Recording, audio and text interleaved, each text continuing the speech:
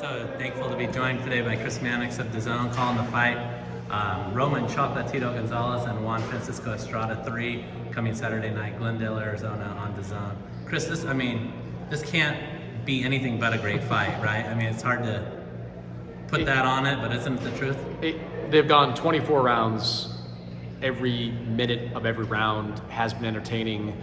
Most of the minutes have been competitive, especially in that second fight. They know each other exceptionally well. They're both still, even at 35, Chocolatito in the prime of his career based on recent performances. I expect nothing short of what we saw in the last fight, if not better. Let's call into question your scoring, which people love so much. Well, how did you score the second fight? There are questions about my scoring. Oh my gosh, it's unbelievable right? you have to put up with. I try to stay off Twitter as often as possible. I scored the second fight 16-12 in favor of Gonzalez. I was very surprised that 2 of the 3 scorecards went in favor of Estrada. I could see a Estrada close decision because these guys throw a lot of punches and it's tough to gauge. I could not see 17-11, which was what Carlos Sucre saw, and he was suspended. Good. I'm glad you called him out. That's the main thing that we need to do. Yeah, you got to stop having these guys judge fights when they're so embarrassingly bad at them. Look, you just don't know. I mean, these guys are both going to probably throw at least 100 punches per round. I think a big key in this fight, though, is accuracy. In the last 2 fights, Chocolatito has been the more accurate puncher. Estrada, when he's accurate, he can be really effective, but he's got to match or exceed the accuracy of Chocolatito, I think, to come away with the win.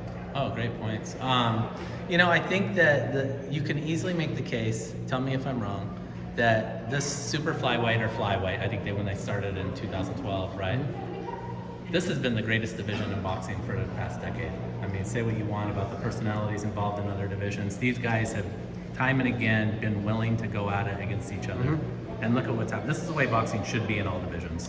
It should, and it's funny, just the other day I was sitting with Eddie Hearn and Bam Rodriguez for this video from Matchroom. We were just picking names out of a hat and making fantasy matchups. And the reality of 112 and 115 is that these aren't pipe dreams. Like, you can actually make every single one. You can make Julio Cesar Martinez against Juan Francisco Estrada in an all-Mexican rivalry.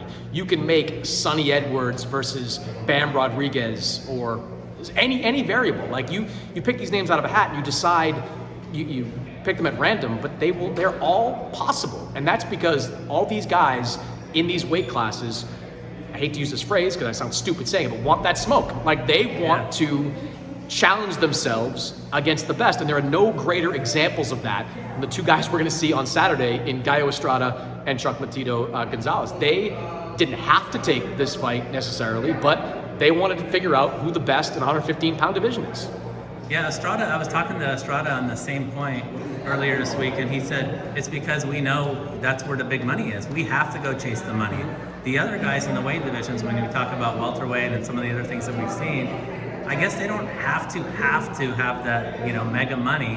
They can be a little bit more picky, but they should look at these guys, right? I mean, these guys are an example. We've had a kind of a crap year in boxing, to be honest. Mm-hmm. I don't know if you can say it, but I'll say it. No, I think we have had a bad. At least it ends on this note. Yeah, and like, you're gonna get 2 of the best going up against each other. I mean, and look, what I like about it is that they've become more mainstream, in the last 6-7 years, beginning with what Chocolatito did on HBO and continuing with Estrada. And even like now, like the 112s, the new 112s are really popular television-friendly guys. I mean, what a year it's been for Bam Rodriguez. I mean, in the top 3 probably for Fighter of the Year at the end of this one. So you'd hope that some of these these larger fighters would take a page out of the playbook of the smaller fighters, because making money and building a legacy are not mutually exclusive. You can make a lot of money and build an incredible legacy at the same time. You just gotta come to the table eager and willing to make a deal. At least we get Gervonta Davis and Ryan Garcia. What's your thoughts on that fight? Let's cross our fingers on that one. Like, we need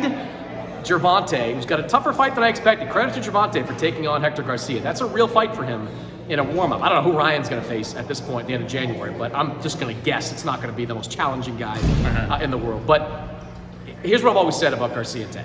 First one to land big wins. Like, first one to land big. I don't know that either one of them has the chin to withstand an assault from the other.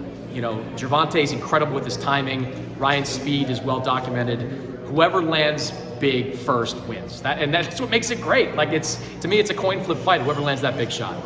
Can't wait to see it, and can't wait for your scorecard on Saturday night. I'm sure it will be widely accepted across social media. Let's hope. Come on. It's just a courtesy to the fans. That's all it is. I don't right? go into these things trying to choose the wrong side. I promise. I promise I'm being unbiased. Thank you, Chris. Have a good one.